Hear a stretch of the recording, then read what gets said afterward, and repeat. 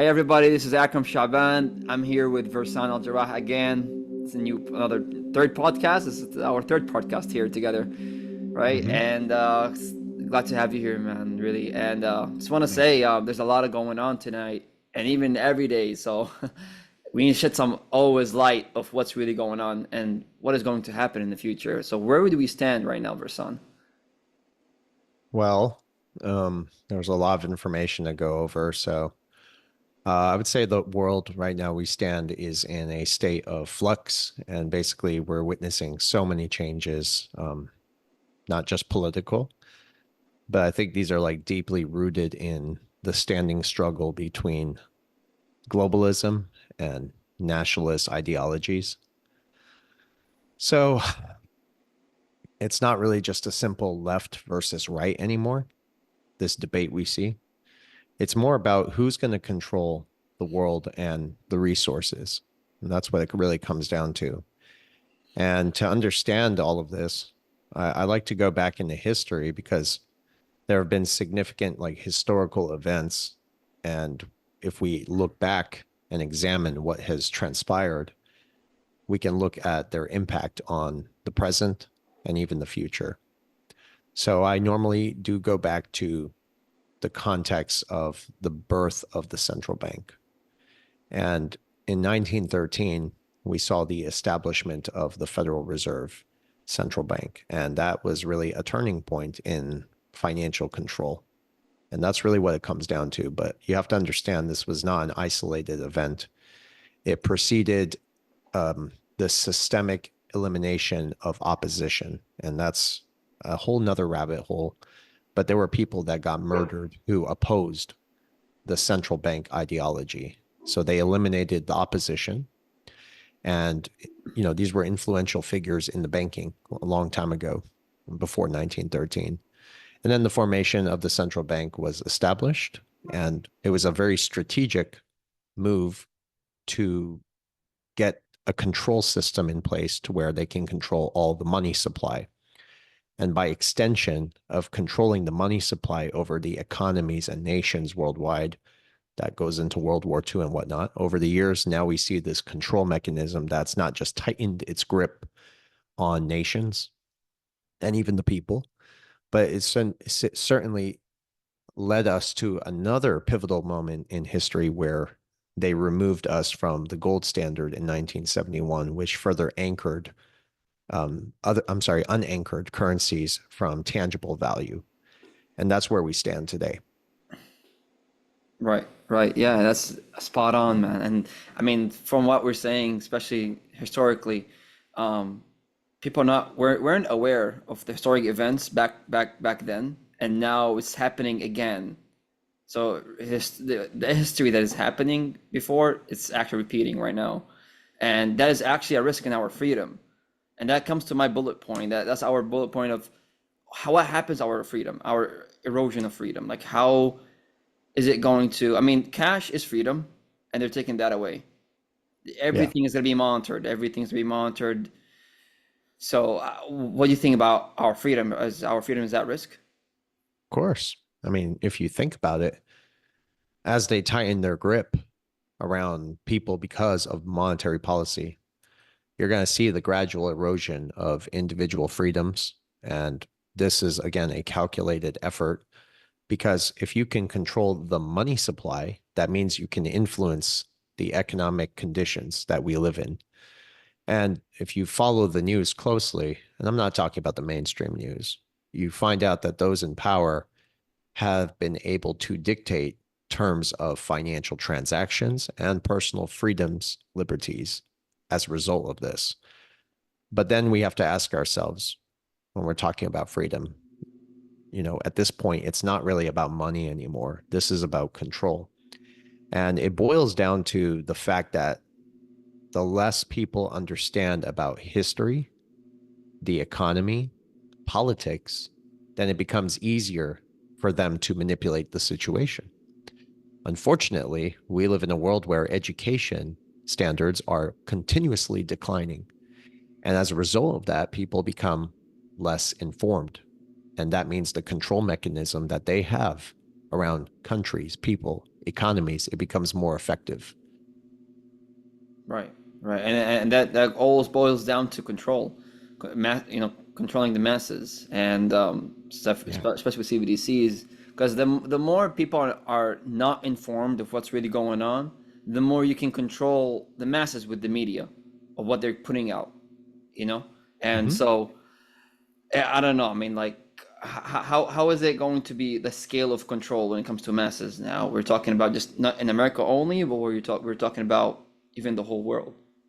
Of course, yeah. And in the political theater, because that's really what it is, we see um, we see two shows going on, in my opinion, right? The major shows are left versus right, and that's what we see on the surface. You see the Right. political drama that tends to captivate the public's attention because they don't understand what's happening underneath. Going back to, again, not questioning things, not educating themselves, being informed citizens. Underneath all of this, there's a more sinister agenda at play, and that is slowly coming out to the public, right? But that, in my opinion, is a show within. There's two major shows happening. The ultimate goal for these globalists, and that's really what they are, is not the preservation of democracy or the protection of your freedoms and your human rights. It's about the concentration of wealth and power. And this is done again by freeing up capital in the markets for the elite to strip away your financial and personal freedoms. And that's how they're getting the masses. And that ties us in to the central bank digital currencies, which is a whole different topic. Right. Speaking of central bank digital currencies, it looks like there's two systems in it. There's things going on, but there's two ways. I want you to shed light on that. It's like almost like a double-edged sword, something like that. Yeah, it is. It's a double edged sword. Well, there are two ways to look at this, but when people talk about blockchain technology, um, particularly central bank digital currencies, that plays a crucial role in this new control mechanism. And including myself, I can't be a hypocrite. I embrace the technology to a degree because I believe we can profit from them. There are always winners and losers in any transformation of wealth. Now, blockchain was initially heralded as a way to decentralize and to democratize finance. But, it's become clear at this point, it's been like co-opt by major financial institutions to solidify their control. And I think that's why we see ETFs coming out. Not going to lie, even in my opinion, Bitcoin was created by the governments, and we'll get into that here in a bit. But Yes. you have to understand with central bank digital currencies, central banks need a warrant if they want to investigate your transactions, but commercial banks do not need a warrant. And that's why the central banks are trying to push for the commercial banks to build the CBDCs. And that will give the commercial banks more pervasive surveillance and control without legal constraints, basically. That is a shift, obviously, designed to dictate what you can and cannot do with your money. And obviously, they're going to sell this under the guise of financial innovation. And even when the CBDCs do come, and they will come, they are going to have this climate agenda to dictate what you can and cannot spend your money on. Because if you spend your money on such and such, it's bad for the environment. You see how they weaponized everything, Right. and people just go with the flow. They don't care. Right. So, Yeah. yeah. I actually want to put some input of my input, but I want you to also correct me here. Um, there's a lot of people. This is for the audience here. They're saying that they can use their digital assets and put them in under an LLC or a trust fund.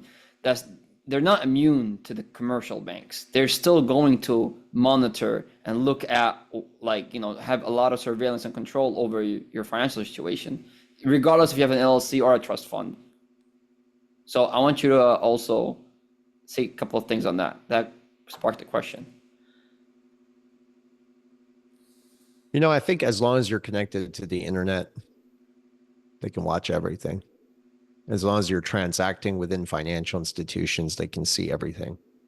It's funny, people sometimes they ask me questions and they say, well, Versan, what if I do so and so?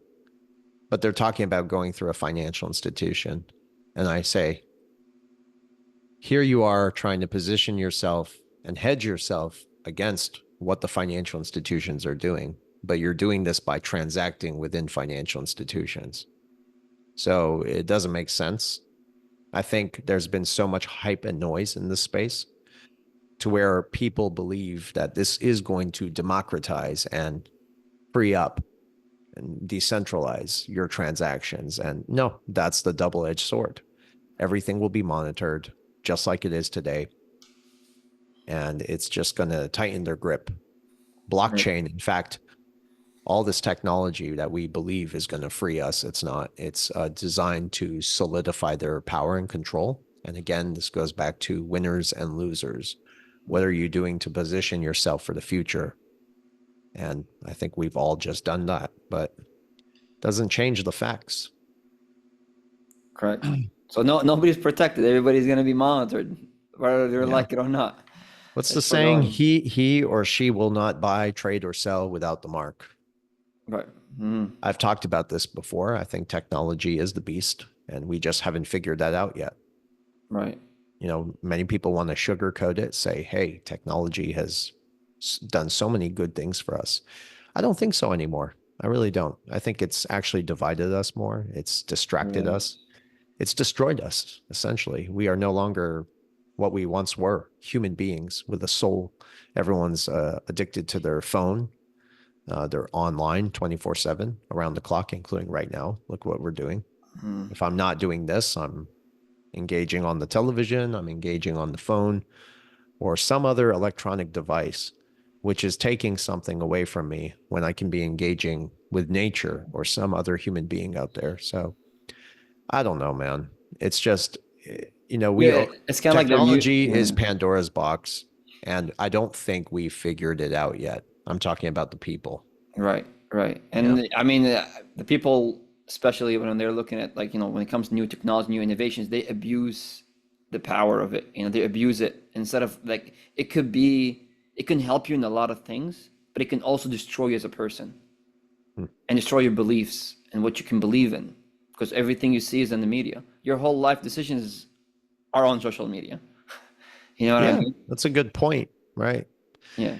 But there's always going to be someone out there to argue this, right? Right. Yeah. And yeah, that's when you're talking to a brick wall at that point because we've lost so much because of technology, to be honest. And now we've given them all the control they need.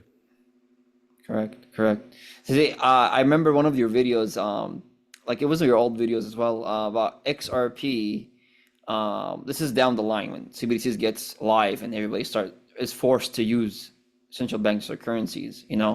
Um, I've heard that XRP is going to be used, but by permission. If you want to use it, it's by permission by the central banks. However, Mm. XLM is kind of like an inflationary, that it's like basically anybody or your day-to-day transaction.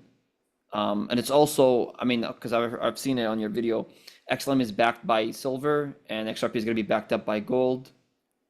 And Yeah, how is it going to play out? What are their roles, XRP and that Stellar? that was a long time ago. And as I've, shared with a lot of the audiences that I'm learning as well. That Mm, was 3 years ago when I put that video out. yeah. I do believe that there is going to be a convergence between blockchain technology and precious metals. If we're going to have digital money and that's not backed by anything, then we have just a repackaged fiat currency. But in my opinion, that's what a central bank digital currency is. Mm, Right now, your dollars in your bank account, your cash, that's a central bank note. What is a central bank digital currency? It is a central bank note, but in a digital form, right? XRP and XLM are different compared to what a CBDC is. Well, people ask me, well, what does XRP have to do with CBDCs? Well, the technology that RippleNet provides, the platform, is for central banks to develop and manage CBDCs. but XRP is not a CBDC. In my opinion, at this point, XRP is a liquidity provider. For all we know, they're going to use it to put funds into all these CBDCs. Who knows, right? A lot of things we still don't understand yet, but based on the research and what we do know at this point, fact is that Ripple, the company Ripple, and Stellar, the company Stellar, they are at the forefront of building the infrastructure for the new financial system, the payment rails to which the currencies will be running upon, right?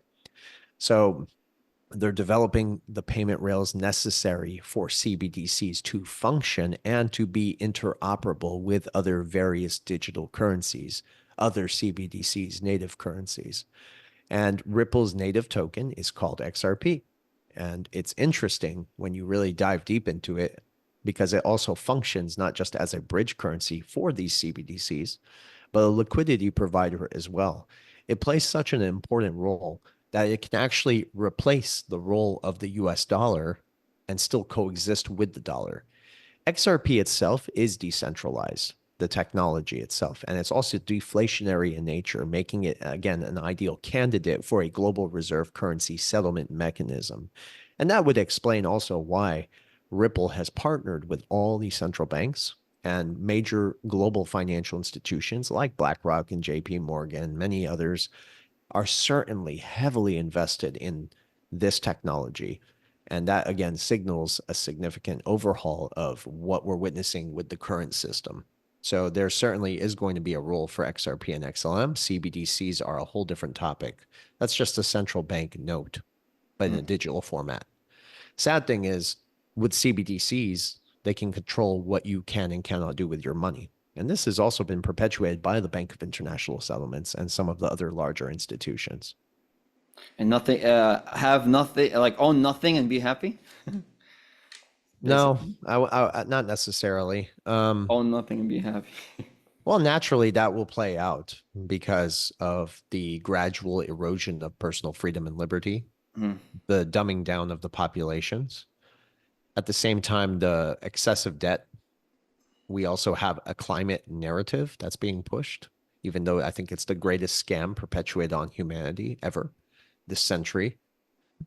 So all those narratives are going to play into what a CBDC is, to where they will slowly take away everything from you eventually. Look what's happening now. And this will tie us into debts and defaults and delinquencies and so forth, that people are having to sell their assets because they can't even afford to survive anymore. Basic necessities. They have a predetermined solution for such a situation that they created. That goes back to 1913, the central banks. You see, Right. Yeah. this was very meticulously and carefully orchestrated to get us to this moment where there's a problem, there's a reaction from us, and then they have a predetermined solution. That's the CBDC. The climate agenda, which is really the depopulation agenda, they just sugarcoat it. The green agenda, they call it. Sounds nice, but it's not. It means basically we got to protect the planet. We got to take away everything from the people, the wants and needs. Yeah, and that's why they're trying to put bugs in your milk, make a new blend of milk, food. I don't eat M&Ms, Reese's Pieces, Oreos, because there's bugs in that shit, and it's on the back of it. It's just people don't read. People are really stupid, Akram. So what'd you expect? Yeah. Right. So Right.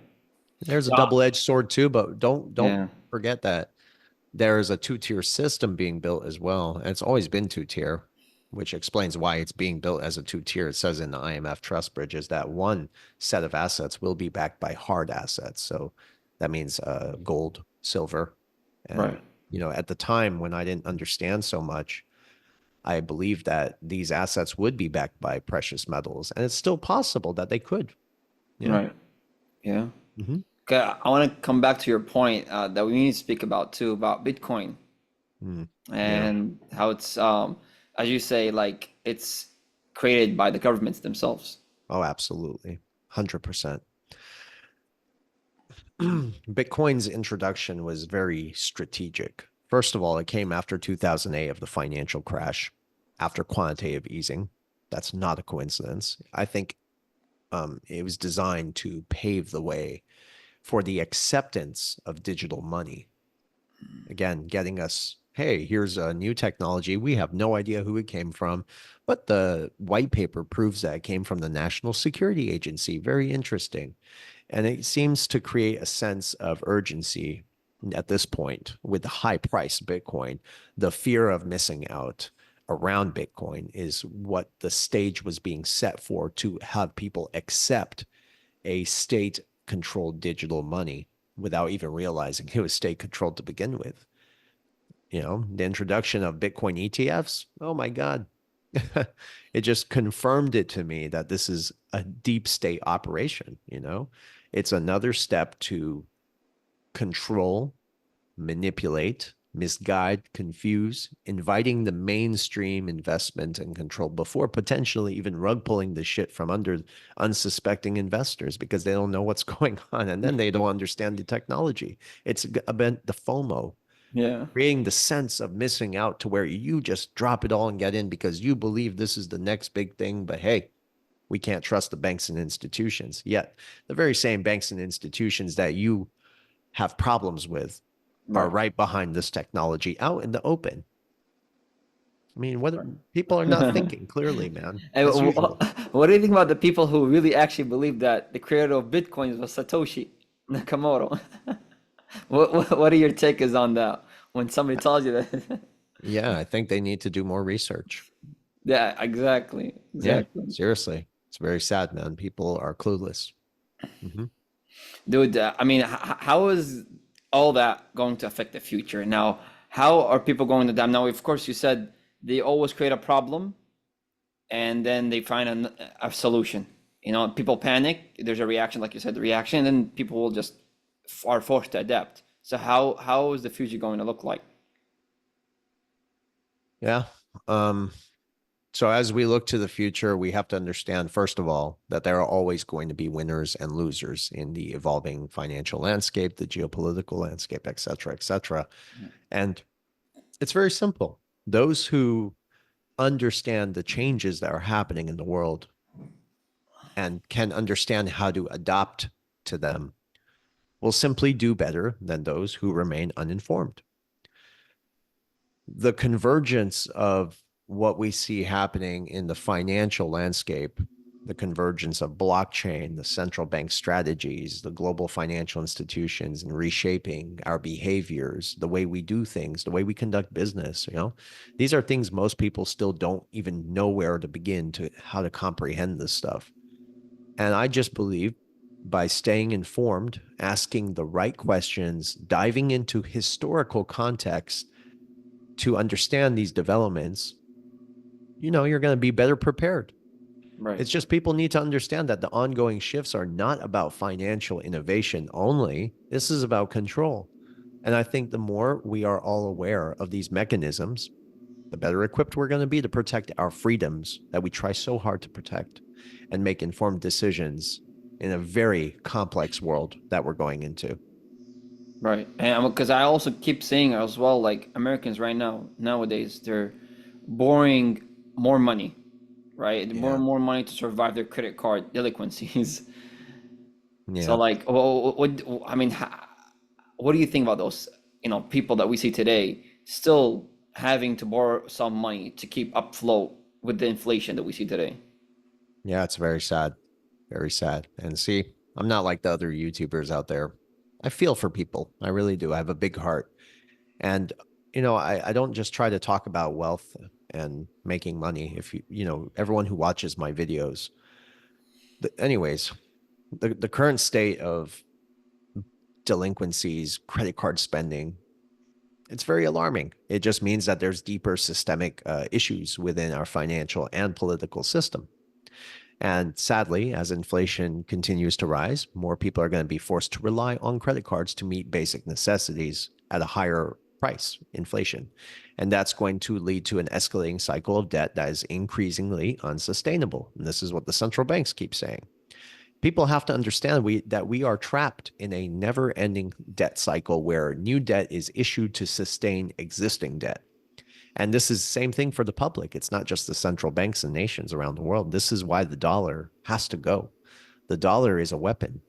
Anyways, the cycle is unsustainable. It's perpetuated by political leaders. And these are the very same people who tried to sell it to you as a viable solution. Like we can fix the problem, less Mm. spending, less military. No, it's all bullshit.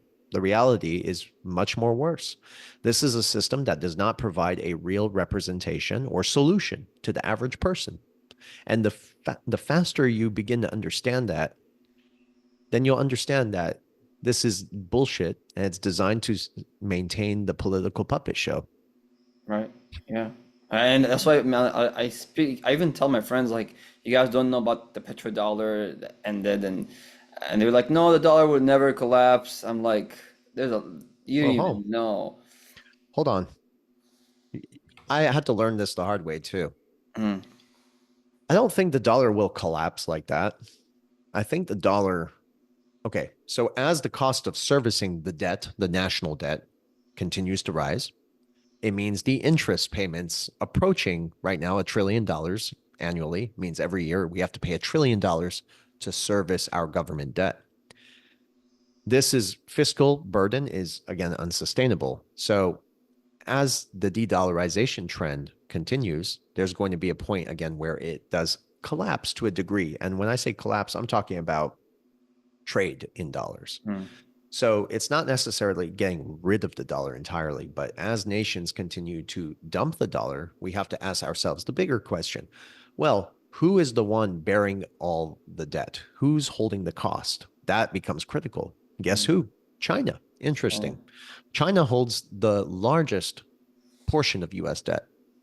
And what's interesting is we're at the convergence of a new monetary system. So you have to understand that the outcome still remains uncertain. Without going back into China, understanding the dollar, it doesn't mean it will necessarily collapse. It's just as there's less demand for dollars, more dollars come back to our country. And because of the influx of dollars coming back to America, it means we have to pay more. Inflation gets higher because every time dollars come back to the US because other countries don't want them, it means it steals a purchasing power of every dollar already in existence. Oh. So as more dollars come here, we see prices go up. And that's what happened in Zimbabwe. That's what happened in Venezuela. That's what happened in Argentina, Greece. You know, they had Right. financial collapses, man. And this is most likely becoming a reality here in the USA. Man, So we're going to see higher because I was inflation. thinking, because I was hoping, like, oh, we might, like, in the future, go to the museum and look at the way, like we used to transact, like, oh, this is the dollar, like back then. Look at us now. Now everything is digital. Yeah. And, it goes even deeper, man. Akram, like, you have to understand, and I know you know this, but the dollar is a privilege that we can no longer afford. And Right. what has the dollar done for America besides perpetuate war and hurt More. people all around the world? Correct. It has designed Americans to become compulsive consumers. And this is influenced by major conglomerates like Amazon. You have to understand Amazon is in the business of producing too many useful goods to result in too many useless people. It's true. Right. And people don't want to hear it. So sadly, this converges with the narrative for 2030 as well in 2025, the social changes. Consumer behavior is what's changing as well. Right now, we are seeing people spend less, but borrow more Mm. just to survive, discretionary spending. But it fits into the new agenda, such as the climate agenda: own nothing, be happy. Spend less, have nothing, right? The narrative obviously shifts towards promoting minimalism and reducing consumption because that is environmentally beneficial. That's how they're going to Mm. sell it. So you see how all of this comes in together with the CBDCs.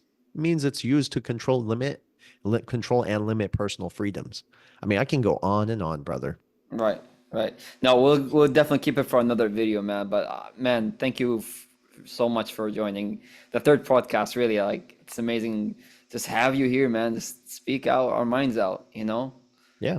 Oh, I love it, man. It was fun. And let me tell you something. It's just for the audience, understanding the dynamic of what we're talking about here, understanding the mechanism behind how all of this works, really, it helps you to navigate your future, the decisions you can make. It gives you the ability to stay informed, to critically assess narratives that are being perpetuated 24/7, presented to us. We have to better prepare ourselves mentally, emotionally, spiritually as well, because the future is going to bring significant shifts that can change how we all interact with each other, the financial system. And the first step is being aware. Right, right. And I suggest all the audience who is listening right now, don't jump into rabbit hole too deep because you'll drive you crazy. So make your research, just make your research, Happened to get me. right. I know, and Yeah. but it's okay. I mean, we just take what's really important and we just paint. We just like an evidence board. Like when there's a detective, there's a lot of evidence going on. He connects the dots, and that's all you want. But to sink in a rabbit hole, it's not really good, even for you mentally and spiritually. Well, I've already been down the rabbit hole. I've seen everything there is. Yeah, And for your audience, the sad thing is, how did I get there? I started researching the central banks. I started researching money, how money worked. And eventually I was able to trace where money was coming from and where it was going. And when you follow the money, you really do see the darkest things in the world. You see where it's going, where it's being spent. People are dying because of it. Sick things are happening on another level. We don't have to get into that. But yes, this traces back to the United Nations too. In my right, opinion, I think all these governments are going to eventually fail. And that's why we see geopolitical tensions on the rise. War's coming. I'm right, not trying to scare people. It's coming. And right. I've seen tanks moving around Houston, Texas. I've been seeing this from all my friends. They're telling me the same thing. We're Right. getting ready to World War III is coming, and that's because the economy's failing. We're in a currency war. So the Right. sooner people understand that, the better. Right. All right, Versan, I'll definitely have you, rest a little bit. I need my rest as well. But we'll definitely do this again. Thank you so much, Versan.